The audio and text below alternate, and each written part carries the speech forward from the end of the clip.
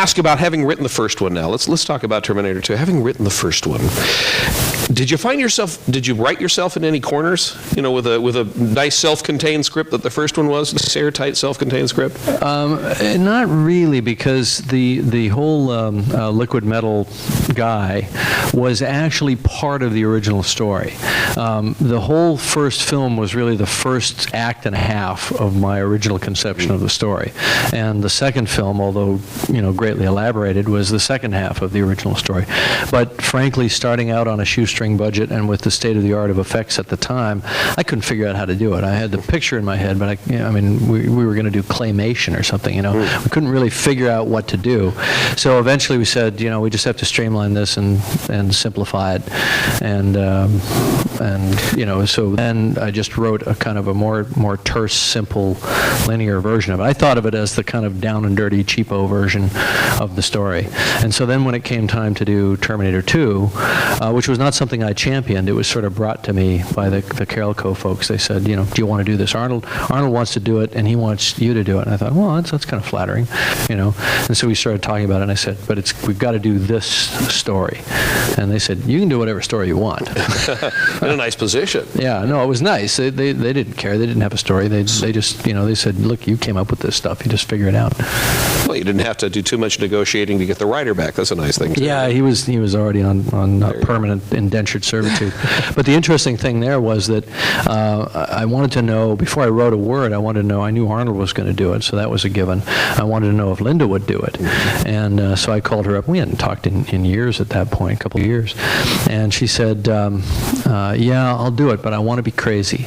I said, well, what do you mean? She said, I want to be crazy. I said, all right, well, that kind of made sense, because a woman who has been given absolute proof that there will be this war and all these people will die, something like that could drive you around the bend. So I thought, okay, that's a good place to start from, because it actually gives real weight to the theme, to the kind of future story that you don't really see too much of through her emotional burden. So that made sense. So I wrote it. She read it, thought it was really cool, couldn't wait. So it all kind of fell into place. It was the exact opposite of trying to make the third film, where there were dollar signs on everything, and there wasn't kind of like a sense that we were going to, these kind of guerrilla filmmakers that kind of got lucky the first time, we're going to then go and do something cool.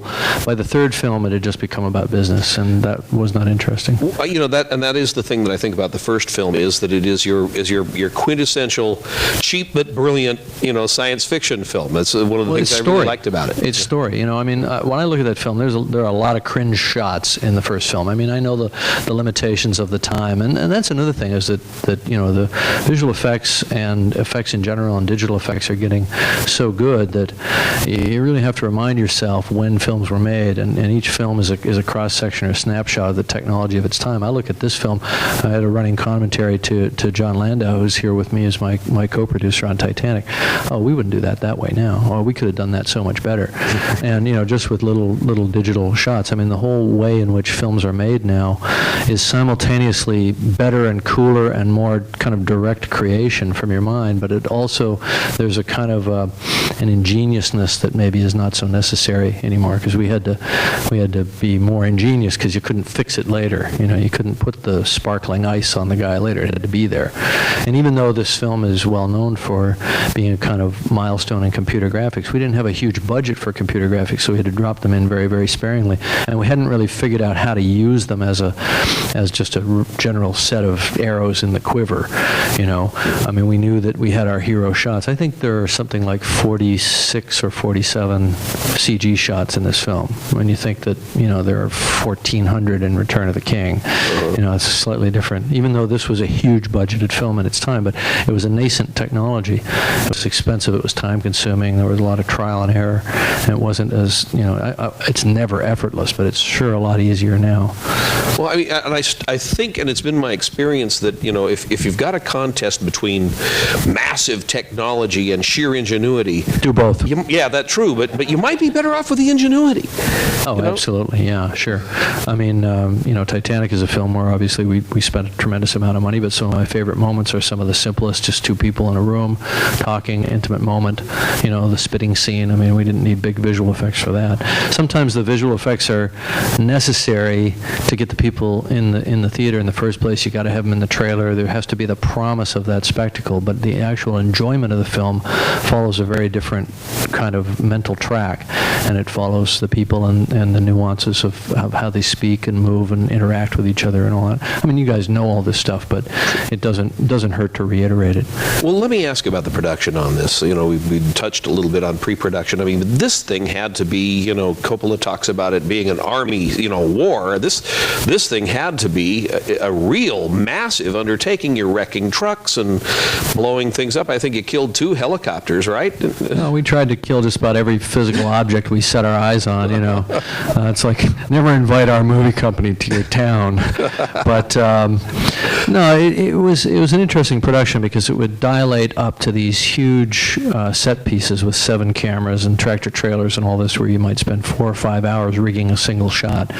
And then other days, when we were in the mental hospital, let's say, or some of the scenes with Eddie and Arnold, it's 2 people. It's a camera and 2 people. It couldn't be simpler, And that's, Titanic was kind of the same a little bit. You'll go from maybe a week where you're doing just wild, extravagant stuff, and then you'll be back down to just kind of the real basics of filmmaking, just the meat and potatoes of how you make a movie. Got a breakfast scene to do. Yeah, and sometimes the scenes that are the most fun as a director are the scenes where it's just 3 pages of dialogue and 2 people talking, and there's a lot of mystery there. You haven't storyboarded it, you haven't deconstructed it down into all its component elements 6 months before the fact. You're just walking in. You're going to have the 2 people. There are going to be some lights and a camera, and that's about all you know going in. And that's fun. I like that. Let me ask, this is the original theatrical version that we saw tonight. Okay, let me ask about the difference between that and, which is becoming more and more prevalent, the extended, the director's cut, the whatever title you want to give to the other version of it. What are the pros and cons of the technology now that allow you to do that? Well, you can make choices.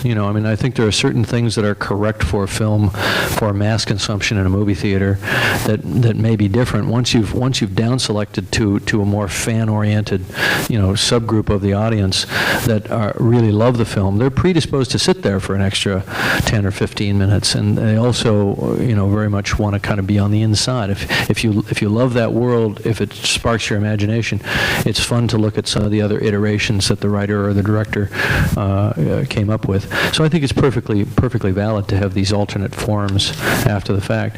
It might even be possible with D-Cinema in the next few years, very soon, to have different versions in theaters at the same time. And I would have no problem with that either. If we wanted, I could see a multi-cinema that was showing my film on 3 or 4 screens, and 2 screens were an R-rated version and 2 screens were a PG-13 version, so parents could take their kids, so the kids didn't have to sneak around or wait till it came out on DVD and see it, surreptitiously. The parents could see it with the kids. And then a few years later, they could see the other version as well.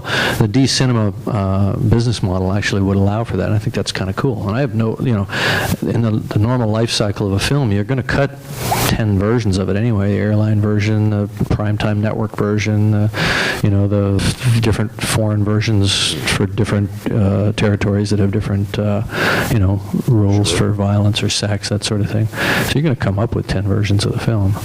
So why not? I think audiences are smarter now, and they pre-select for the kind of experience that they want to have. Now that I'm a parent, I look at it completely differently. Before, it was like, the sanctity of the film, and screw it, it's R-rated. If you're not old enough, you just got to wait. Don't touch my film. Yeah, but it's not realistic. It's not realistic because kids are going to see it anyway. So the whole rating system breaks down, and then ultimately what it turns into is just handcuffs on the filmmaker. Now an R doesn't mean what an R used to mean, so now you can't do as much. You see what I mean? So if either the rating system has to be empowered and has to work, or they're going to have to do something else. Or but there should be some technological, as you suggest, a technological possibility, or Yeah, I think that's very doable. We got a bunch of questions from folks here tonight. They want copies, so let's start out with Amy Meek. You get one here. What about models versus CGI? She brings up the issue of Aliens, the fact that you had models and also a lot of guys in costume, and later versions actually had more CGI, and you know what? Didn't look as good. I think that unfortunately the sequels that came after Aliens were made at a time when the CG hadn't really developed far enough to really make that leap. The intentions, the reasons to use it were probably good, and I think today, right now, if I was making that film over, I'd do a lot more with CG. We just didn't have the choice. We made that film in '85, and that stuff was still in the future. Well, the thing that amazes me about that is because I've listened to you talking about it in the TV version a million times. You made it with 6 suits. Yeah. We just kept shooting the same ones over and over again. The usual 6 thing. guys. That was it. Yeah. Roger Corman always said he could do the fall of the Roman Empire with 2 guys, 2 swords, and like a bush to cut them coming around. We had him here for which one was it? Gordon, which movie? The Raven. The Raven. Yes, of course. Oh, yes, Jack The Raven. Nicholson starring film. I'm sure he bragged a lot about all the little cheats he did. Oh, yeah. That's the thing that everybody's got their reason to stay in the game, and for Roger, it's like how he gets over. It's like, yeah, I got over. We used it. This was a set for another movie. We got it for free. And he did too. Yeah, and makes a good movie in the process. Martin Turner asks, are there specific elements that pull you in when you're considering the script? You write a lot of your own, so that may or may not be. Yeah, so far I've written them all, which is not sort of by edict. It just it seems to have worked out that way. But I think the elements are what can we do? What can we do that hasn't been seen? To me, that's important.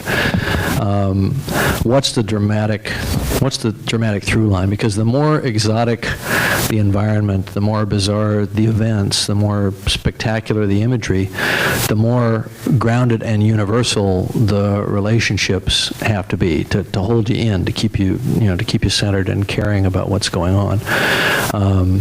Because if you don't care, it doesn't matter how good that stuff is. It's kind of eye candy, but it's not engaging.